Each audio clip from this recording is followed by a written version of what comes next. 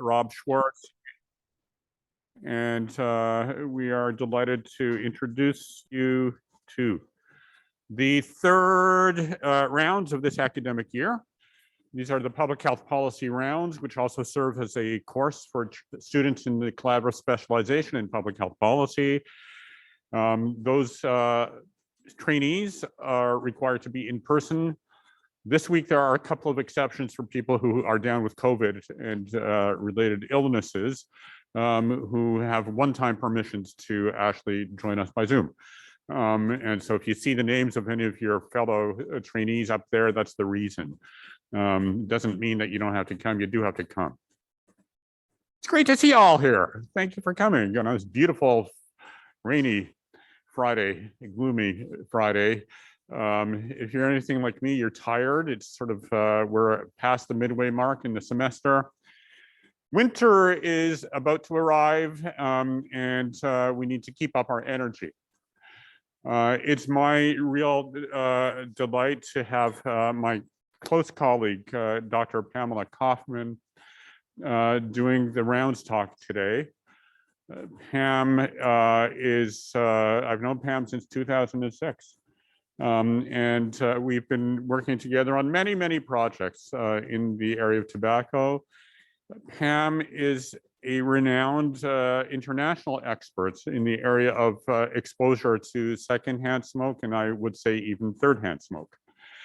She's done several projects, and she is, in our group, the lead on anything related to secondhand smoke. In a moment, I'll introduce Pam more formally.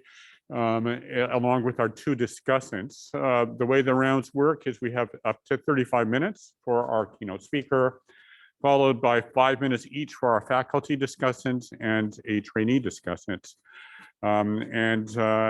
What is the most exciting part of the rounds is you, all the participants, first those in person, the trainees, and afterwards, anybody else who wants to chime in with Q&A and discussion.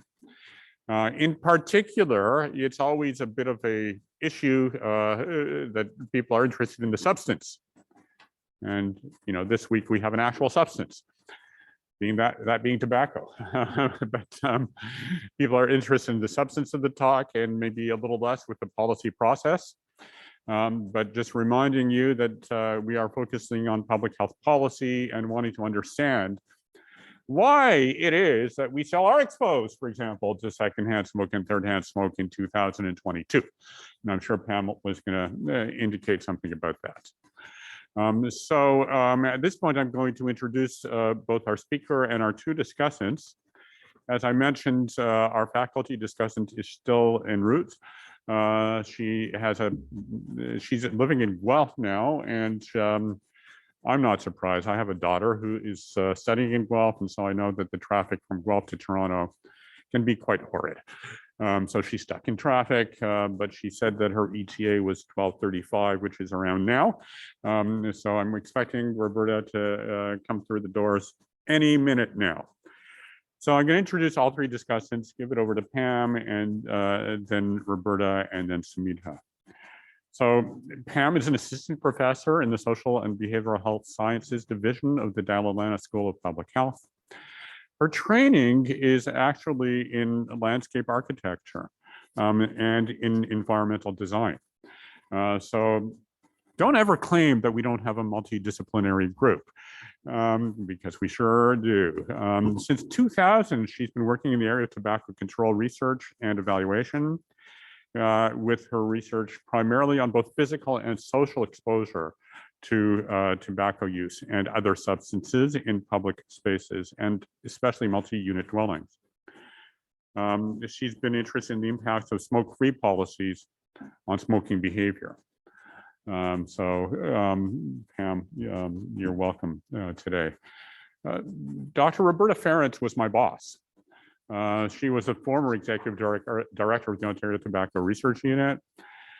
You could say, in a way, she taught me everything I know, but that wouldn't be completely true. But Roberta is a leader in the field of tobacco control, internationally recognized. and has always, she really taught me this, and she, in tobacco control, we have many different kinds of interventions. A lot of them are programmatic, and a lot of them are public education. And Roberta was always very firm, saying, it's the policy that matters. It's the policy interventions that really make the difference. And so she really taught me that. She also has a great deal of expertise in secondhand smoke and a little bit in thirdhand smoke.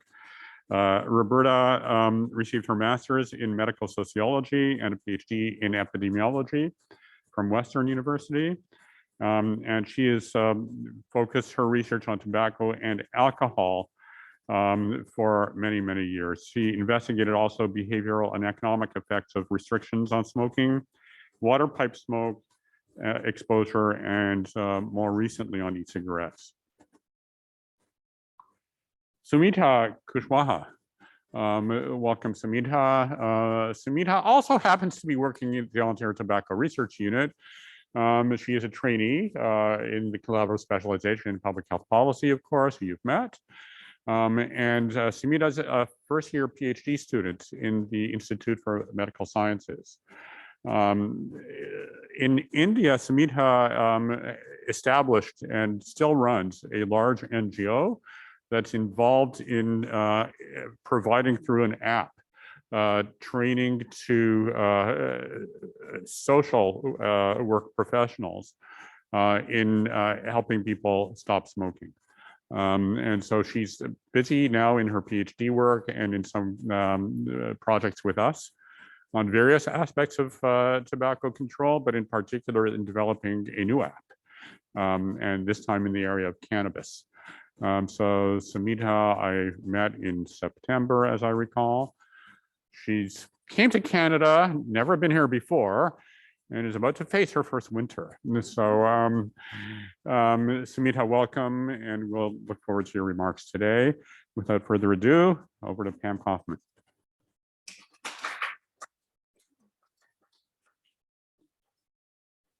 Okay, thank you, Rob, for that warm welcome. And I'd like to also welcome everyone who's joined in person. And I think there might be some people online as well. So welcome, everyone.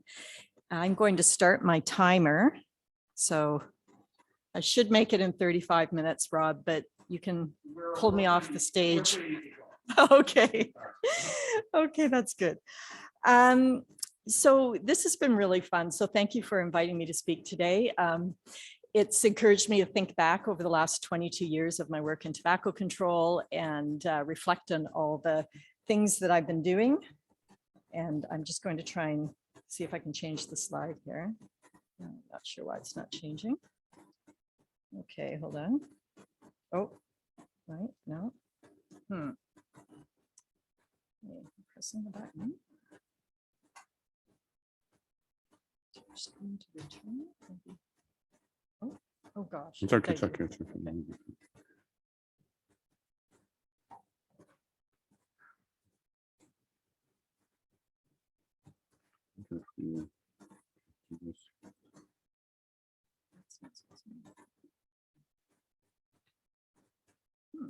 Gosh.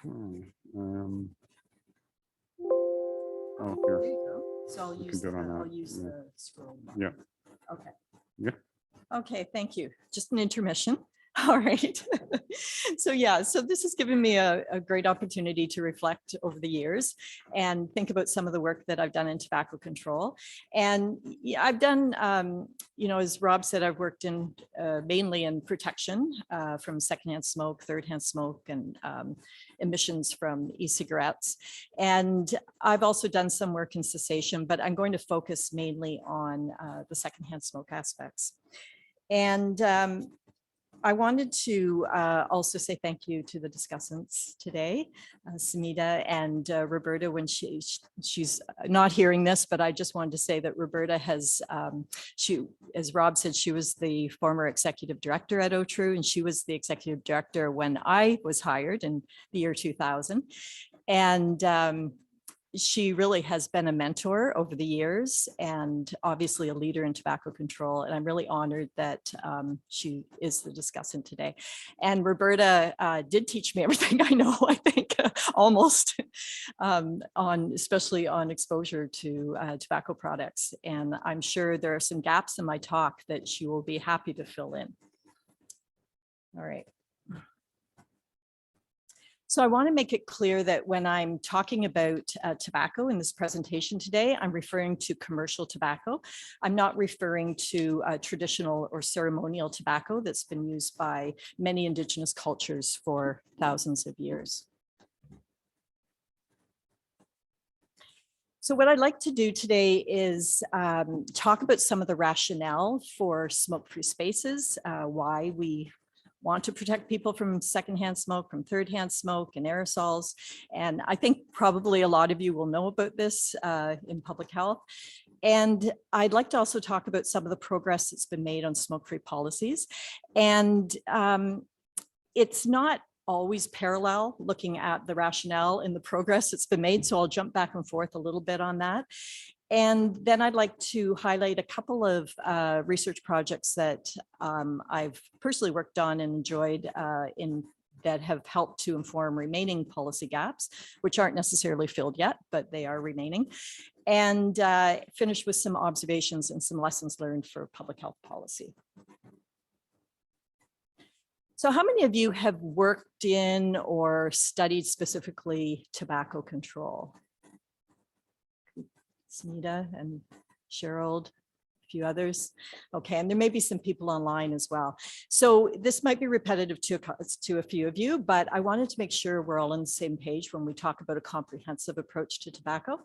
So we talk about four main pillars. Actually, originally we talked about three pillars. So we talked about preventing the uptake of smoking, particularly among youth, protecting people from exposure to tobacco products, helping people quit smoking, so the cessation circle here. And then the fourth one was industry denormalization, which was a shift from blaming people for their smoking to looking at the impact that the tobacco industry actually has on tobacco use, as well as availability and other factors that influence tobacco use. And we often think of these pillars, or when we imagine a pillar, we think of it as a very solid, strong, standalone structure that holds up some sort of roof, in this case, comprehensive approach. But pillars are really, these pillars in particular, really interact with one another. And welcome, Roberta. So all of these circles really interact with one another. I'm not going to use this note. So when we talk about protection, we're also thinking about prevention and cessation as well. And I hope throughout this talk, I'll be demonstrating how these areas do interact. We also need to think about health inequities, health inequalities, and social context.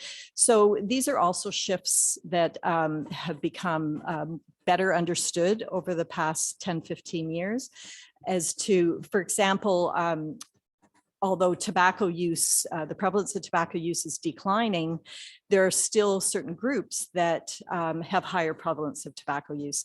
And where there's higher levels of tobacco use, is often higher levels of exposure. And we also need to think about social context, particularly when we think about tobacco use, particularly among youth. So those are some of the shifts that I've definitely noticed over the years. So I encourage you as I present to think about how these areas do interact. So why is secondhand smoke an issue? Well, we know, and this is very well established, that there's more than 7,000 chemicals in secondhand smoke. Hundreds of these chemicals are toxic for human health, and about 70 have been identified as causing cancer. And these are some of the main categories of cancer-causing chemicals and compounds. In particular, there's polycyclic aromatic hydrocarbons, or PAHs, and tobacco-specific nitrosamines, as well as a host of other carcinogens. But another really insidious part of tobacco smoke is PM 2.5. So PM 2.5 refers to fine and ultrafine particles that are equal to or less than 2.5 micrometers in diameter. And you can see in the diagram, this model sort of shows a comparative size of PM 2.5 particles compared to the average width or diameter of a human hair. You can see the little blue circles around that hair is PM10, which would represent the size of a particle of dust or pollen or mold. And then around one of those little spheres, you see the little red or fuchsia dots, and that's about the size of PM 2.5. So that's what you find with combustion particles, for example, from tobacco smoke, organic compounds, and metals. And the reason this is really important to understand is because these particles are so tiny that they can go very, very deep into the lungs, and they can actually go into the bloodstream. So that's a particular concern with secondhand smoke. So for a long time, since the 60s, with the 1965 US Surgeon General's report, we've known that smoking tobacco causes lung cancer, chronic bronchitis, and a host of other health issues for people who smoke. But it wasn't really until the 80s that people started to think about the how involuntary smoking, which it was a lot of people referred to back then, but secondhand smoke causes disease and lung cancer in healthy non-smokers, as well as a host of other health issues. So the 1986 US Surgeon General's report stated that involuntary smoking is a cause of disease, including lung cancer in healthy non-smokers, compared with children of non-smoking parents. Children whose parents smoke had an increased frequency of respiratory symptoms and infection, and also a slower development of lung function. And the simple separation of smoking and non-smoking in the same airspace can reduce but not eliminate secondhand smoke exposure. So this was a really important piece in starting to move smoke-free policy forward. But even before this time, in the late 70s, scientists were conducting research on secondhand smoke, and the dangers of secondhand smoke were becoming known.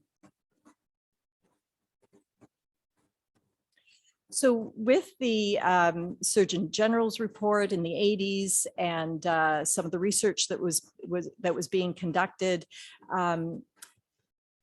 in Canada, we had in 1988, the Non-Smokers Health Act was passed, and that banned smoking in federal offices, airlines, domestic airlines, and interprovincial bus travel.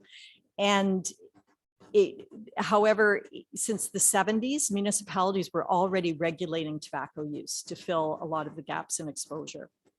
So we had different municipalities and cities across Canada starting to ban smoking in restaurants and bars. But this was a really slow movement in the 80s. This wasn't really happening quickly. There was a lot of industry opposition to these bylaws and policies. And it really wasn't until the late 90s that restaurant and bars started to be bylaws or personal, or I'm not saying personal, but private policy started to be put into restaurants and bars. So there were still a lot of people being exposed in these environments. And with the pushback from the industry and the rapid knowledge increasing among the evidence, the research evidence, we had amazing partnerships starting up with health organizations, non-governmental organizations and researchers, local public health units, and local and provincial and federal policymakers. And these partnerships were really important and very strong in helping to move this forward.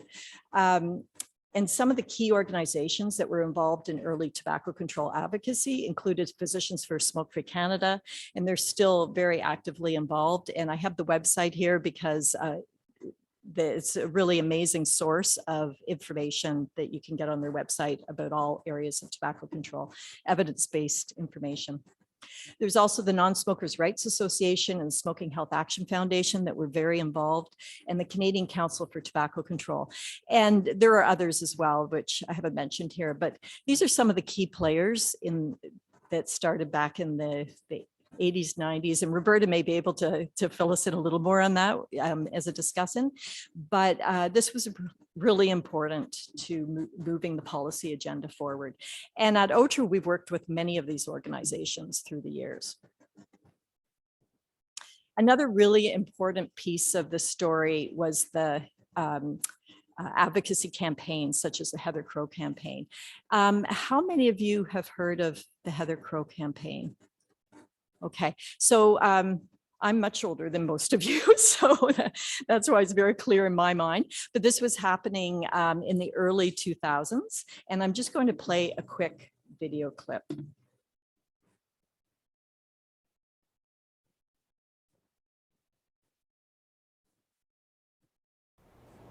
I've been a waitress for 40 years to earn a decent living for my daughter and myself.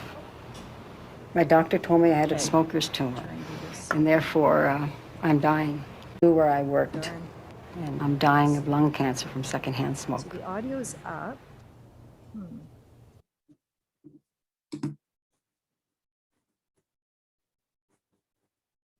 It worked when we tried it out, but for some reason. What I might be able to do is play the audio maybe on my laptop and then play the. It's only 30 seconds, but I think it's pretty powerful if we can hear it.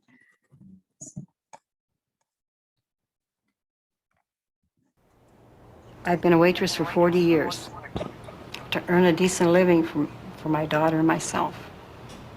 My doctor told me I had a smoker's tumor, and therefore I'm dying.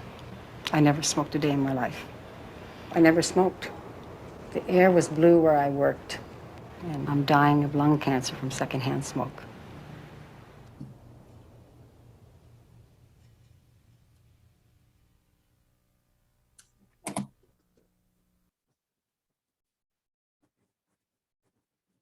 To move to the next slide if I can hear it.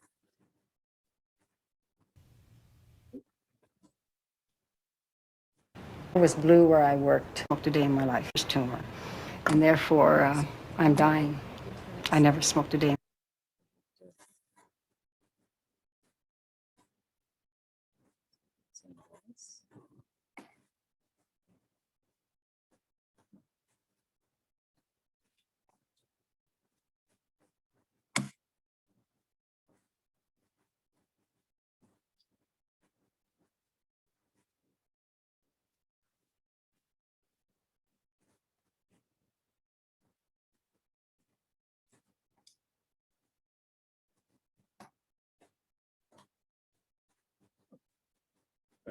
Yep. Okay, thank you. Okay, so as you could tell from that video, Heather Crow was diagnosed with lung cancer from secondhand smoke in 2002 at the age of 61. She had never smoked, but she worked for 40 years as a waitress in a restaurant where smoking was allowed. So her work to raise awareness across Canada about the dangers of secondhand smoke was really instrumental in building momentum around smoke-free spaces policies in Canada, as well as other campaigns. But Heather Crow's campaign was incredibly powerful. She was the first person to have a successful claim with the Ontario Workers' Safety and Insurance Board for full compensation because her cancer was caused by occupational exposure to cigarette smoke. And then I believe it was only a few weeks after Heather Crow died, the 2006 Smoke-Free Ontario Act came into effect. So this act did ban smoking in all enclosed public spaces, including indoor workplaces and restaurants. And policies in other provinces and territories started to, very similar policies were also being enacted. This 2006 Smoke-Free Ontario Act also bans smoking at entrances to government buildings, school grounds, daycare centers, home daycares, as well as the common areas of multi-unit housing. So not private units, but the lobbies, hallways, stairwells, and other shared spaces within multi-unit housing. And at around the same time, the US Surgeon General released a new report which updated the information, the evidence base on secondhand smoke, the risks of secondhand smoke. And again, this was a really key piece. One of the key phrases that we use a lot when we look at smoke-free policy is that there's no risk-free level of exposure to secondhand smoke, and even brief exposure can be harmful. So this is when we really started to see this understanding outside of the research community. There were also, and I want to say that that evidence is still growing and expanding. So I'm on a lot of listservs for tobacco research, and there's always research coming up, new research on the dangers of secondhand smoke exposure. And another more recent piece around exposure is third-hand smoke.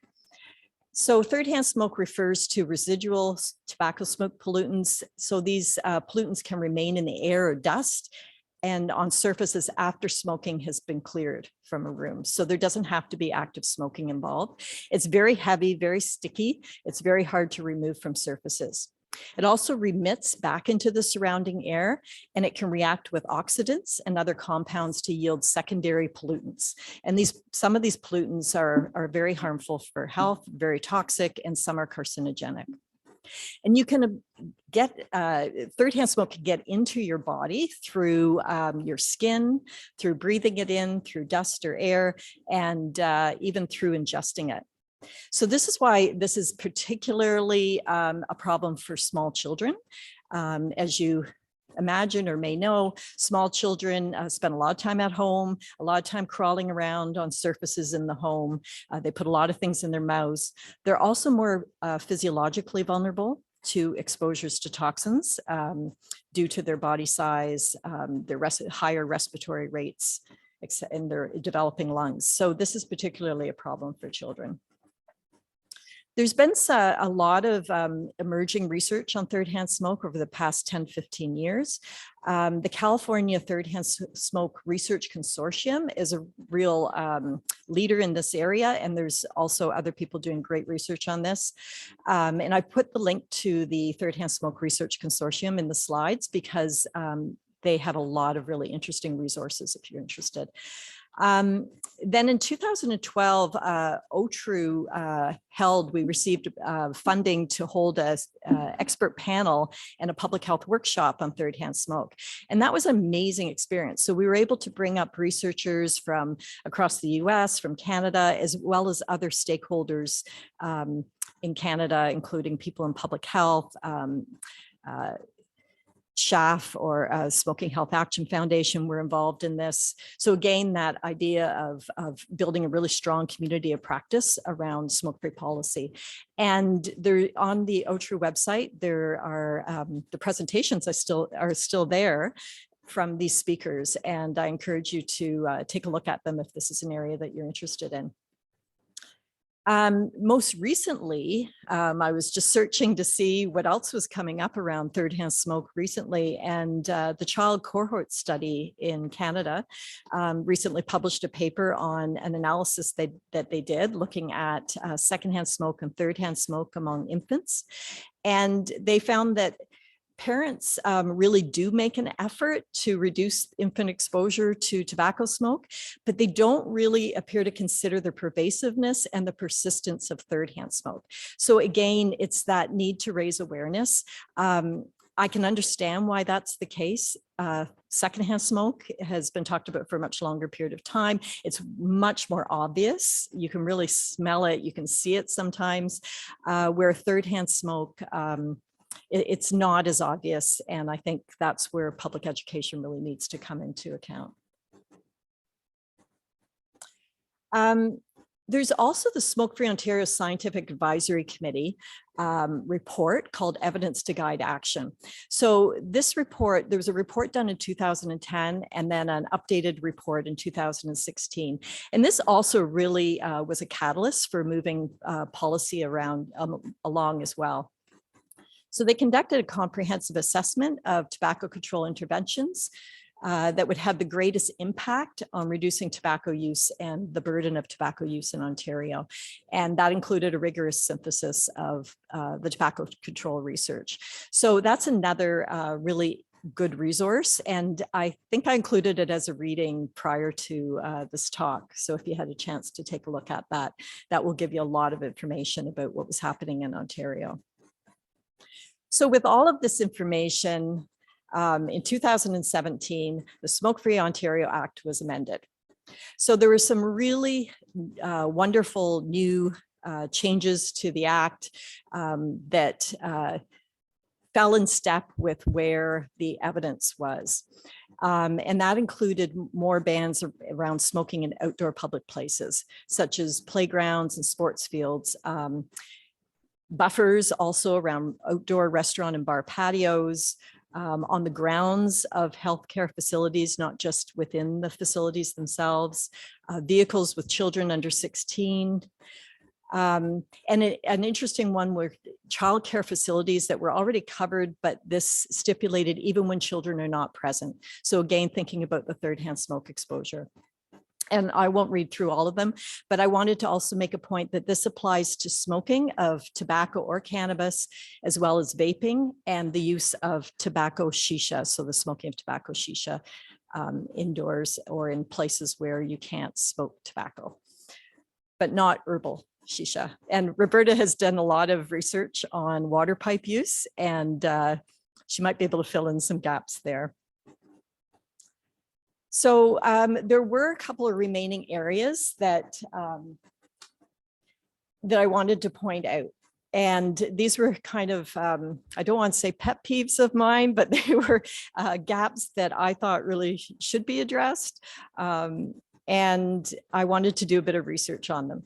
So one was entrances to buildings, non-government buildings. So government buildings were covered, but not non-government buildings. We go in and out of our buildings that we work in every day, multiple, at least before COVID, every day, multiple days a week, 6 or 7 days a week.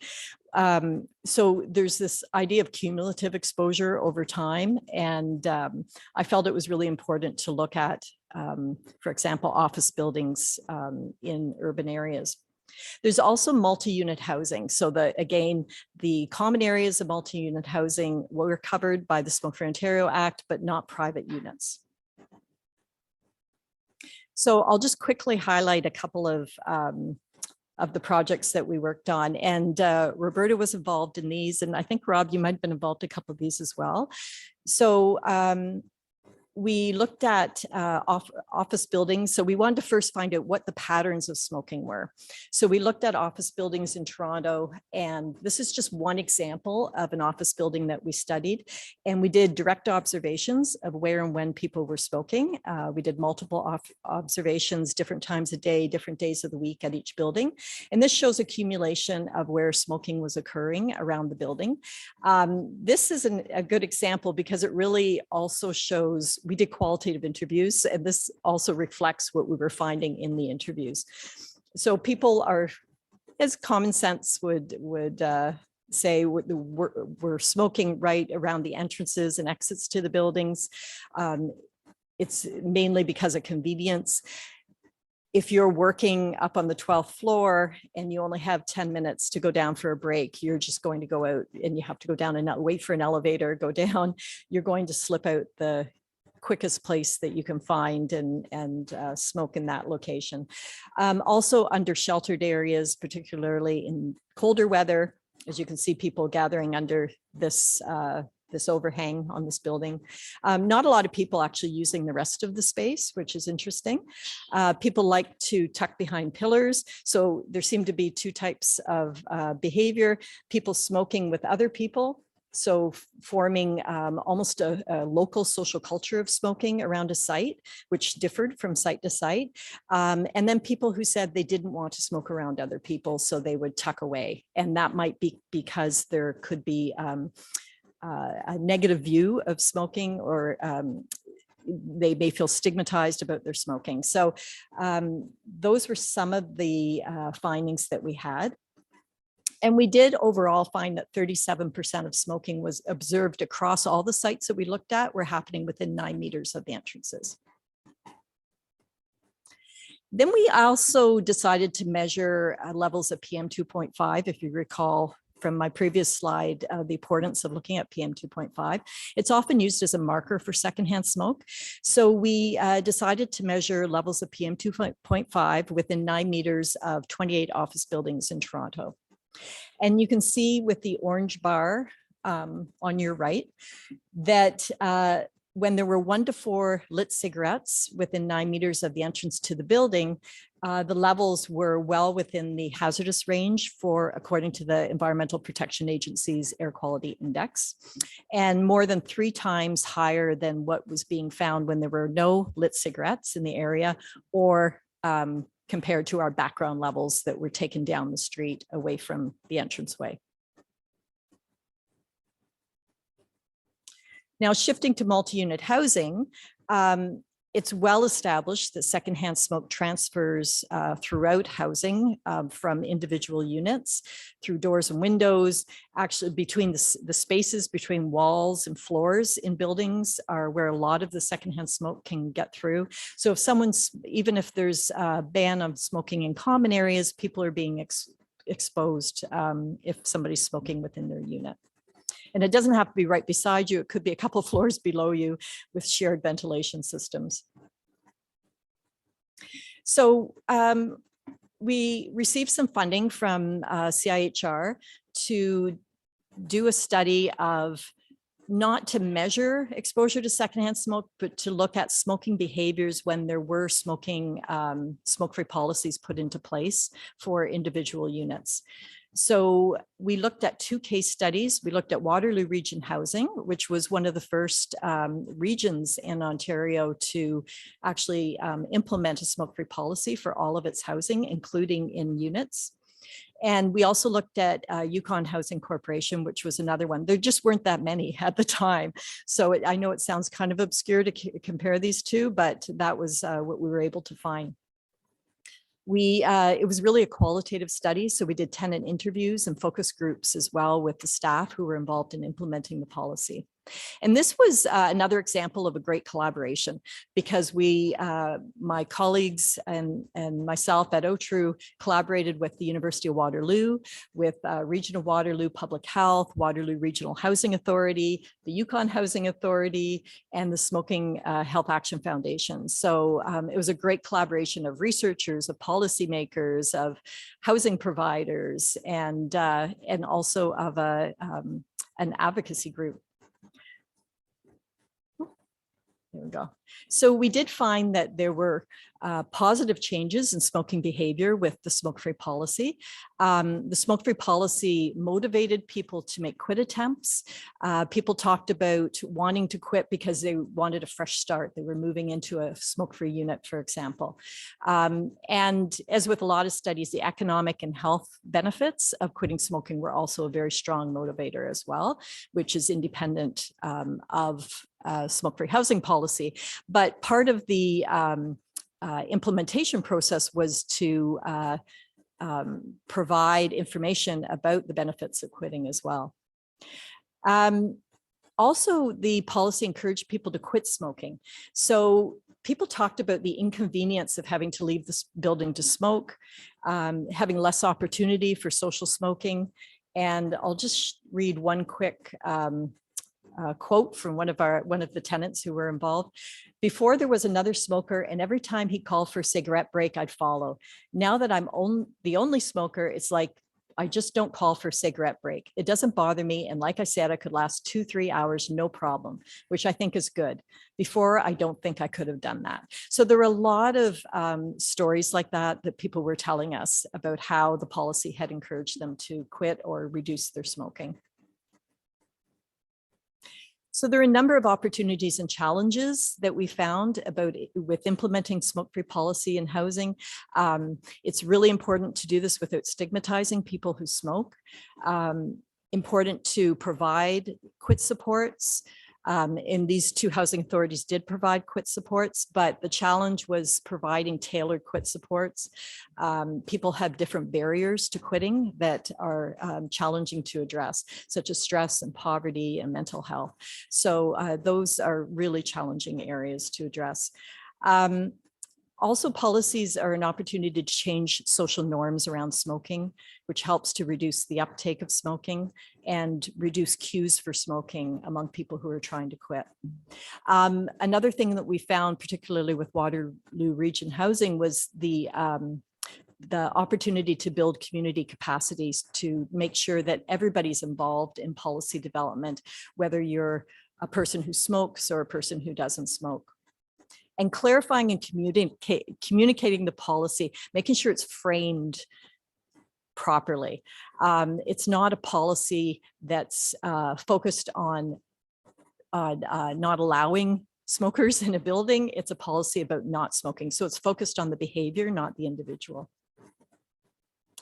And back to the Smoke-Free Ontario Scientific Advisory Committee report, the 2016 report concluded that exposure in home environments had a high potential for improving the health of Ontarians. Current efforts should be intensified at the provincial level, and awareness needed to be raised about the importance of smoke-free homes as a priority. And there's now hundreds of smoke-free properties and housing providers across Ontario, as well as in other provinces. And if you are looking for information on this, the Smoke-Free Housing Ontario.ca website has a list of all properties. It keeps getting updated on properties that have gone smoke-free. So a couple of final reflections, Rob, if I have a couple of minutes. Okay. I know I've sped through this, so be interested in your questions.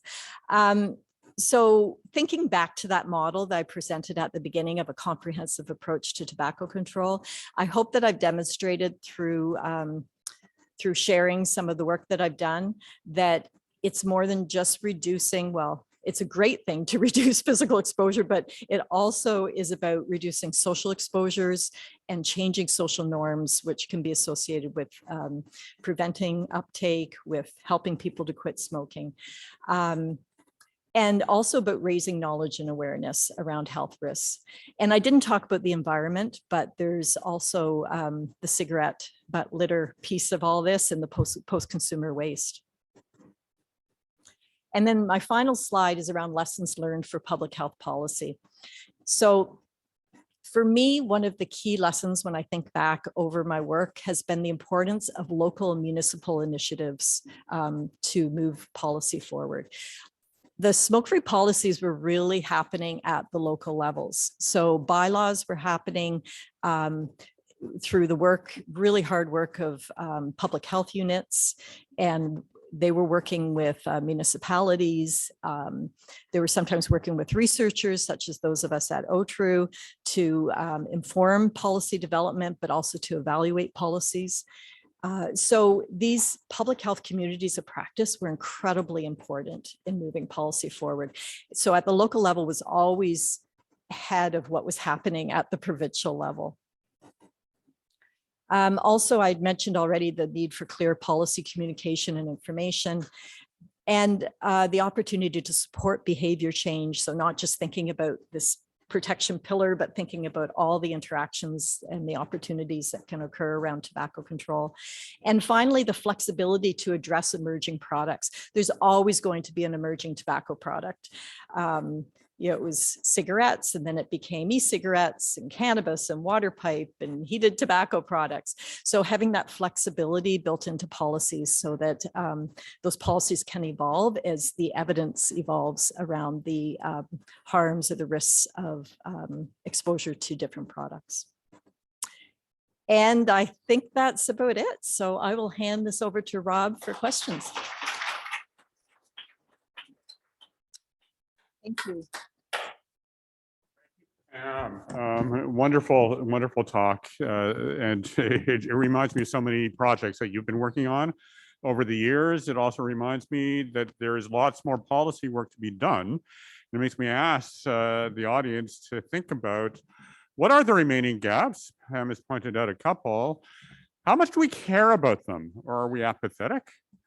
And why is it that those gaps are not being closed? On a personal note, I lived in the beaches for 5 months until last month.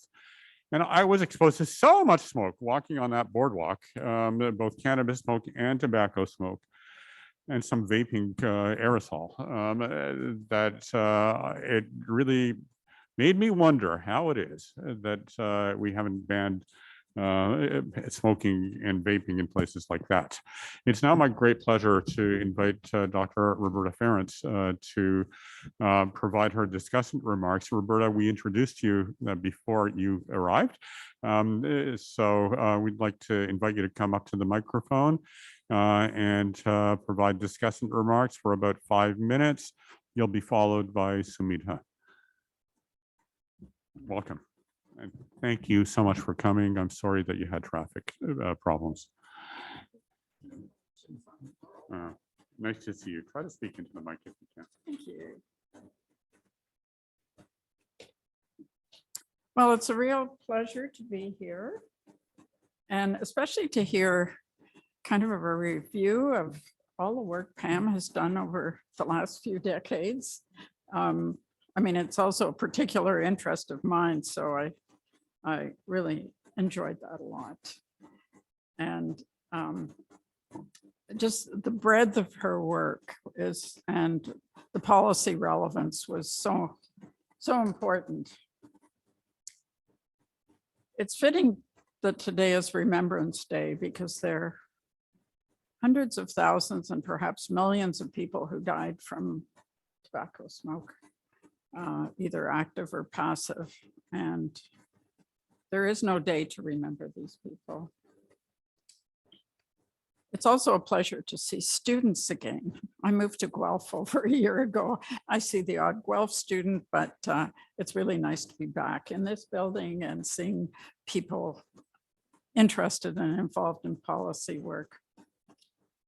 I'm going to, given my 5 minutes, probably 4 now, I'm going to focus on 2 specific areas to comment on. One is third-hand smoke, which Pam has addressed. It is not directly covered by existing policies. And I really encourage you to go to the THS website. It's very user-friendly. It's very interesting and things that most people don't know. So I'm on their, you can get on their mailing list and they send you updates and so forth. But there's so many issues that are real world issues like apartment rentals. Secondhand or third-hand smoke can last 6 months, a year, several years. And you don't know that when you rent a place. You have no idea what you're being exposed to. Rental cars are a problem, although that's many companies have banned smoking in rental cars. Resale of homes. Anyway, there's still significant exposure. And I know one of my kids is still smoking and he smokes outside. He doesn't smoke in the house, but I don't like to sit in his car because it reeks. And, you know, I have a grandson who I worry about. It's nobody smoking around him, but he's still getting all this off-gassing of smoke. So it has a lot of personal implications and definitely public health implications. There are issues with daycares. If the staff smoke, they're carrying stuff in on their clothes and their hands and exposing all these kids to stuff because it emits from your or re-emits from clothing and goes onto the walls and it stays there sometimes permanently. So there's a real lack of understanding, I think. And now we have the additional problems of e-cigarettes and cannabis. And the mechanisms are fairly similar. Cannabis smoke is very similar to tobacco smoke, and there isn't a lot of research on how third-hand cannabis smoke functions, but I suspect it's pretty similar. So that's an area I think we really have to push forward. And as I said, there's almost no policies about this. The second issue is totally different. The issue of smoke exposure and breast cancer. And that one's particularly interesting because it's, I'm an epidemiologist, but I'm also a health policy person. And, you have these two voices inside your head, and the scientist part is saying, well, the data are not 100% yet, so we can't really advise people. And the policy part of it sort of saying, well, what about the precautionary principle? What about duty to warn? We do that with a lot of other things. There are cautions all over the place. But there's been real hesitancy with breast cancer. I don't know why. It seems to be a very political issue. I've heard rumors that people say, well, if we told women that, then they would blame their partners or their parents. And somehow we didn't have this reticence with lung cancer. We didn't have it with several other cancers. I was on the committees for Health Canada labeling the warnings on tobacco products. And they would never include even a warning for breast cancer. And we had, OTRU was involved in a major expert panel in 2008, like 14 years ago, that concluded that younger women were at higher risk of breast cancer with childhood exposure to secondhand smoke. But the literature is not 100%, but it can take 20 years before the Surgeon General decides. So scientists often think very differently than public policy people. And I think it's important for policy people to be out in front, warning people, because you don't wait till it's 100%. There's actually a new Norwegian study out that attributes 14% of breast cancer to smoke exposure. So, that's a lot of women. The other thing is that one of the theories about this is that, and men get breast cancer too, much lower rates, but it's about 1%, but that's a lot of people. What's happened in the last century is that the age of menarche, the age of childbearing have changed radically. So that my grandmother, whoops, keep my hands away from there. My grandmother, I think, started having kids at 17 or 18, and she actually was one of the first smokers in the 1920s at 25, but she probably didn't smoke very much, and she'd already had 3 or 4 kids. And so she was probably much lower risk. My mother started smoking at 13, but she hadn't had much exposure at home. And then she had her first child at 25. So, she had a larger gap, but not that much. I was exposed from conception. My mother and father were both heavy smokers. I grew up in a whole cloud of smoke, which I think led to my career choice. I wanted to know what it was like to be addicted. But, and I had my kids later. A lot of women now are starting their families in their 30s. So you can have like 20 years of exposure. And if you include, in utero exposure, it can be 35 years. So that's a huge difference. And the other issue is that there's so many other factors. Alcohol also causes breast cancer. And there are many risk factors for breast cancer. So it's much easier to tease out the relationship with lung cancer because there aren't as many other factors. But this one is so complicated. And a lot of people couldn't get over the fact that secondhand exposure might be more harmful than active smoking. And, you know, when I look at myself, I was exposed from conception, whereas I didn't start smoking till I was 17. So that's a huge difference. And children, as Pam has outlined, are much more sensitive to tobacco smoke.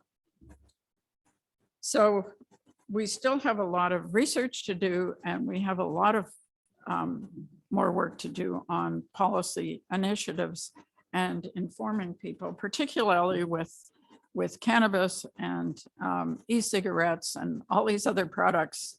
And people don't seem to make the connection anymore. So I encourage you to continue to advocate in this field based on science. And thank you for your attention.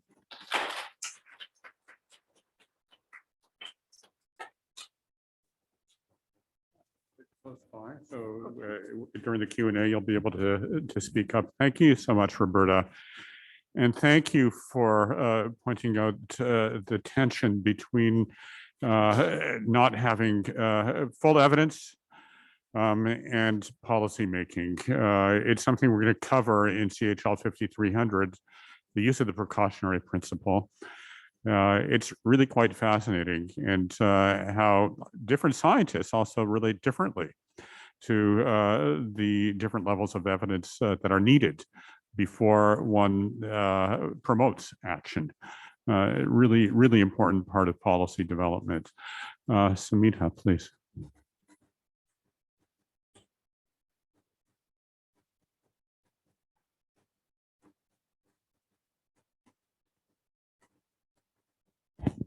Thank you, Pam. Thank you, Roberta. Thank you, Rob, for giving me this opportunity. A few points here. So Pam spoke about the 4 pillars of prevention, protection, cessation, and industry denormalization. And I think industry denormalization is one of the biggest things. As Pam said, that there is lack of evidence and therefore we cannot make policies. So the tobacco industry uses this to their advantage. And on the public health side, there are researchers. On their side also, there are researchers. So, that is one thing that I would like to kind of stress on, that the amount of research that is put on novel tobacco products that are coming in versus the time that's required to amend a policy, there's a gap between the two things. So that is the first point. Canada ratified to the WHO FCTC in 2003, but yet I think the demand and supply, the supply is humongous. The second thing is, when we're making policies, as Pam said, there's a partnership between health organizations, NGOs, researchers, public health policy makers. But look at the departments that are involved whenever we have to take a policy decision for tobacco. There is agriculture, there's transportation, revenue, education, housing, water, enforcement agencies, environmentalists. So it's a very multifaceted, a very multi-dimensional policy aspect. And we have to do that without stigmatizing people. We have to respect the cultural traditions of the people while making these policies. So I think that's the second point that I have. And the third is that she showed us the Hetacrow campaign, and I actually think that billions of dollars are spent on the advertising and media, which is done by the industry.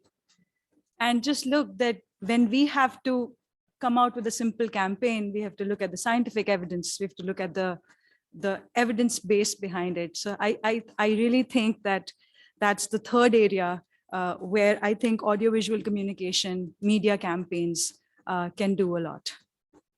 Thank you.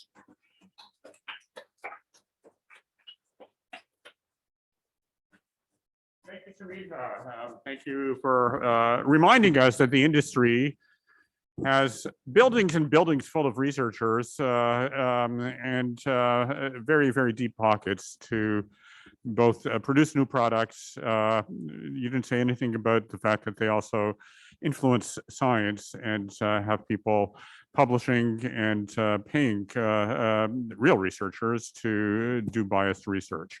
And all these are influencing policy in really tough ways.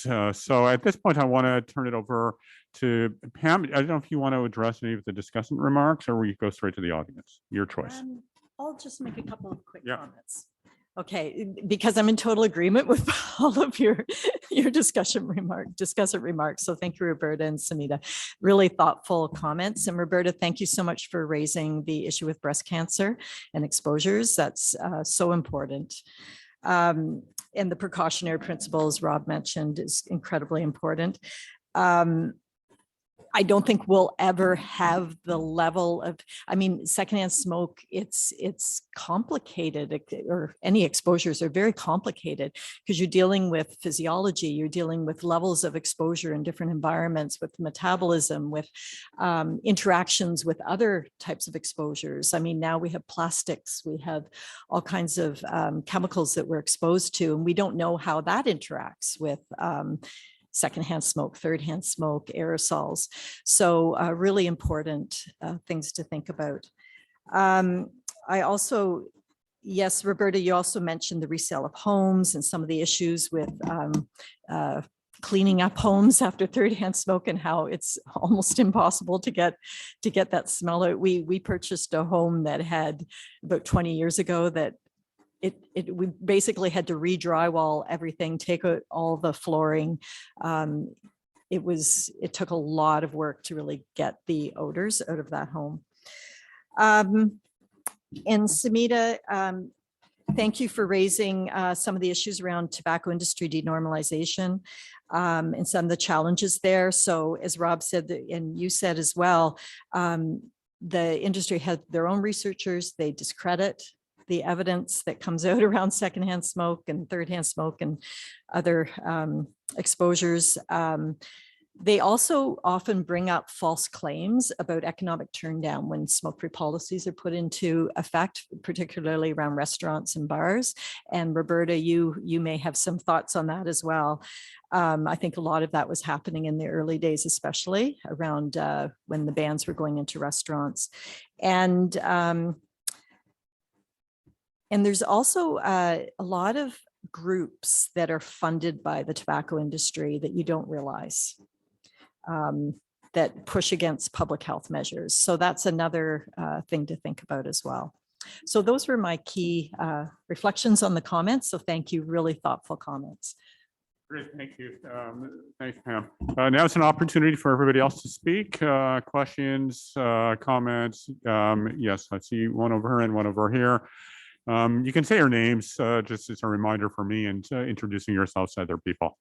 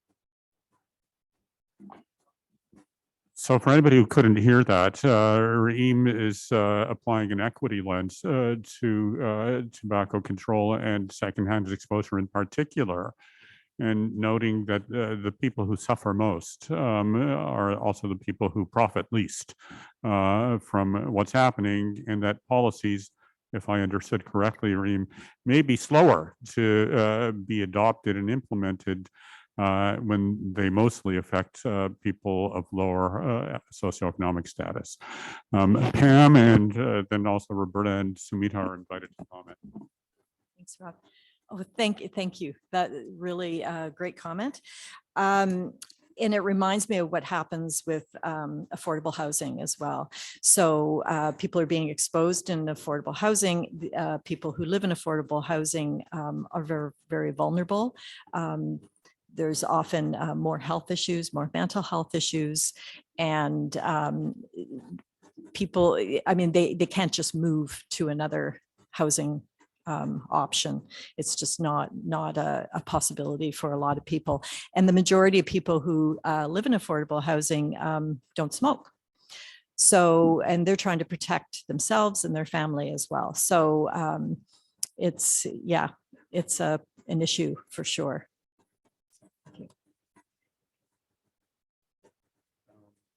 Yeah, I just want to add, or go over here and then back over here.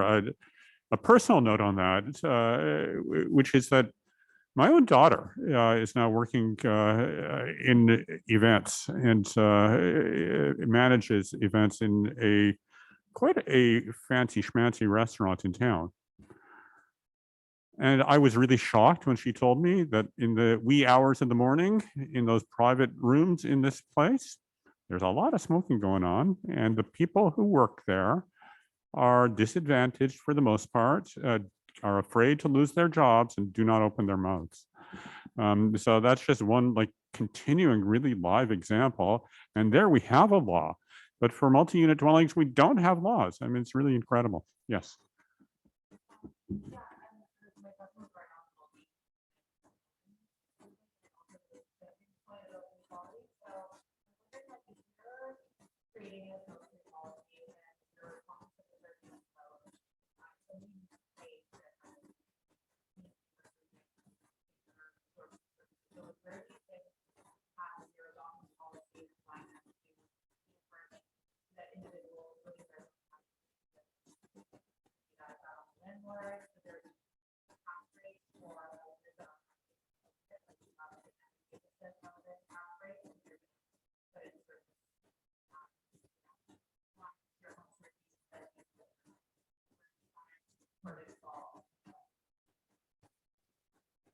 It's a really good question. I don't know if I have the answer to that, but it's a really good question. I know that some of the work that who's doing it, Schaff and the smoke-free housing group was doing, was looking at a business case for smoke-free policy. So using that approach where the cost of remediating units is a really large burden on individuals, but also on housing providers and landlords. So I know with affordable housing, it would be the housing provider that would have to do that remediation. So I think playing up that business case for it's not just about health and cessation, tobacco use, it's also about saving costs as well. So that could be a piece of it. I don't know if that really answers your question, but yeah, I think it's a really important point.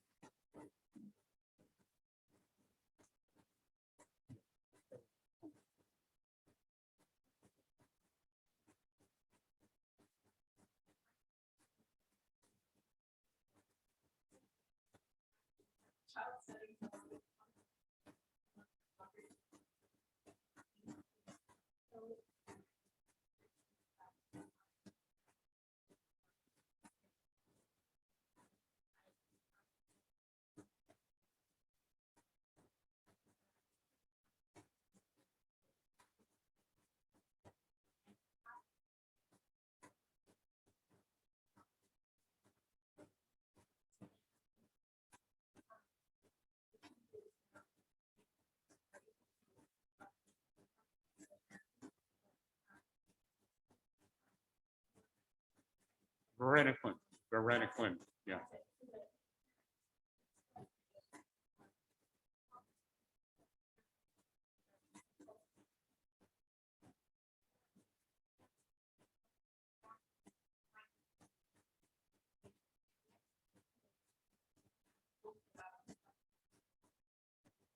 I Yeah, just yeah, jump sure. in. I mean, it's a great question, and you're asking, is there a policy angle to addressing parents who smoke, even though their kids are suffering from recurring respiratory illnesses?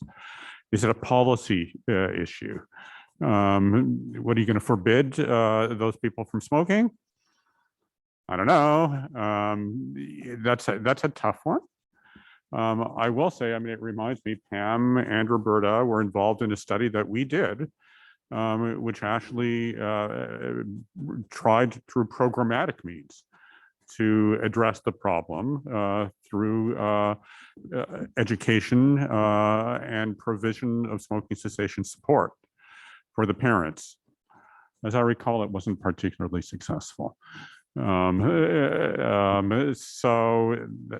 that's a tough one, but we always have to think, like, within the confines of our policy training, are there things that are not policy actionable?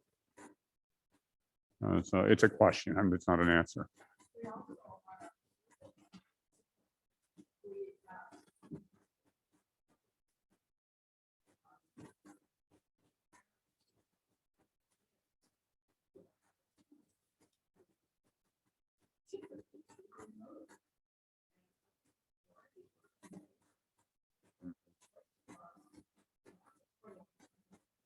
I remember that now. Yeah.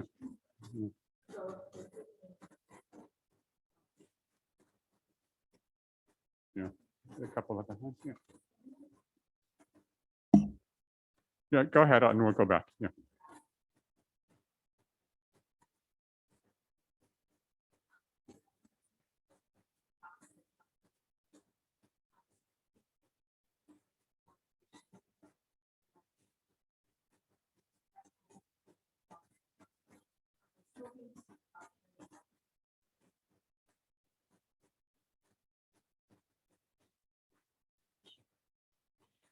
Okay, I think there has been a precedence for that. So I think some healthcare facilities require you to change your clothing or wear something that you can remove when you go back into the health center, and hand washing. I think there could be a protocol around that in some health facilities. I'm not positive. Some people are nodding their heads, so they may be familiar with that policy. But yeah, I think it's an important one because you're carrying third-hand smoke back in. So, and that would not be a difficult thing to do, to require that. There's also the policy that you mentioned that in Ontario cannot smoke on hospital grounds. If the hospital is compliant, healthcare workers have to go off of the hospital campus.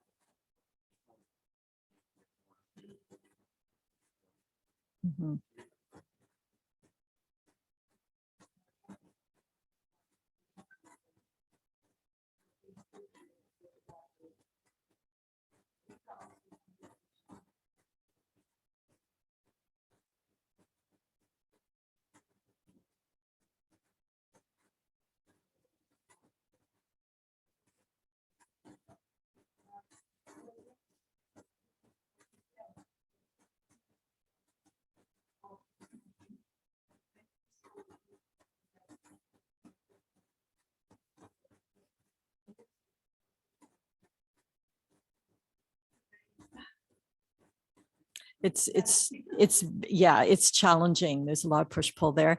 But I think education goes a long way. So trying to change behavior through education, through mediation, when it comes to parents with children. So there are options without trying to stigmatize people who smoke. So I think there are options there. Yeah, and I'll just add, I mean, the elephant in the room is that we still sell tobacco legally. in 2022, which the government does collect revenue from, although it costs the government more in healthcare and societal costs than they bring in, but the government doesn't seem to care about that at this point. So there is an aspirational policy in Canada to to decrease tobacco use prevalence to less than 5% by 2035. It's a long game, anyhow, that really would be the ultimate policy solution to all of the questions that are being asked here. There was a question back here, and then I think something over there. Go ahead.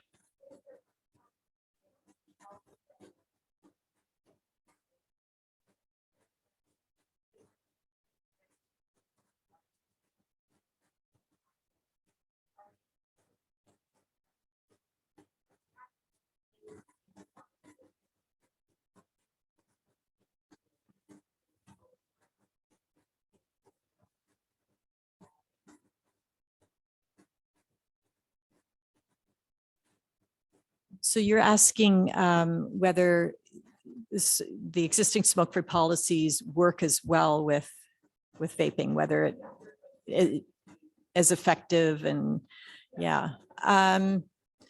Yeah, I mean, we've done some research on vaping. I mean, just to clarify, people talk about vaping exposure as being less harmful than tobacco smoke exposure, but I would say that it's differently harmful, not less harmful necessarily. I think we have to stop comparing tobacco smoke and vaping aerosol. The research in that area is really growing. We're finding out things that we didn't know before about exposures that are different than you're getting different things than we do with tobacco smoke, with secondhand smoke. So I think we have to talk about differently harmful, or first thing. Mm-hmm. It's a really interesting question when it comes to secondhand exposure, because what was adopted in Ontario was that wherever smoking is restricted, vaping is restricted, which was kind of surprising if you think about some of the other things that were asked her about how much evidence do you need, like with breast cancer, before you make a decision, a policy decision. So that's policy's weird in that way. Like in some things, the government isn't going to move unless it has absolute evidence, and other things it moves, and the evidence on the secondhand effects of exposure to vaping is really in its diapers, right? It's really just baby steps. So yeah. And I would add to that, I don't know if we will ever, like, it's that precautionary principle. Okay, I don't know if we will ever get the perfect amount of evidence to convince everybody about exposures. It's like, how much exposure, how much evidence do you really need? And I think with e-cigarettes or vaping, I think it's also convenient to incorporate it into policy for smoking as well. Same with cannabis use. It's difficult to say, okay, you can smoke here, but you can't vape, or sorry, you can't smoke here, but you can vape. I mean, it's also normalization of a behavior as well that's important, because correct me if I'm wrong, Rob, you know this data better than I do, but the majority of people who vape aren't vaping to quit smoking. They're vaping recreationally. So there's also that argument that, well, if you ban vaping, then people who want to quit smoking don't have a place to vape, which would help them quit. But the majority of people are using vapes for recreational reasons. Yeah, the data about that is, but the majority is questionable, because even young people who vape, they're like, more of them than I had imagined are actually vaping to quit smoking. But there certainly is a great deal of recreational vaping, but it just shows the complexity of policy development, right? So when vaping is also a solution to smoking, in the eyes of some people at least, right? It makes it much more difficult to have policies that are going to prevent vaping. Much more difficult. Sumita, you wanted to weigh in on that, and we'll come to it. Yeah.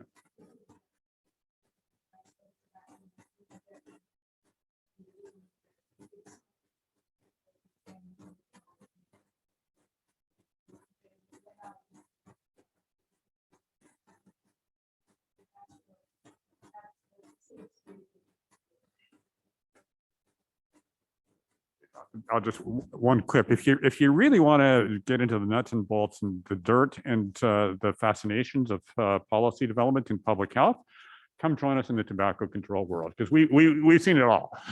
Yeah, Cheryl.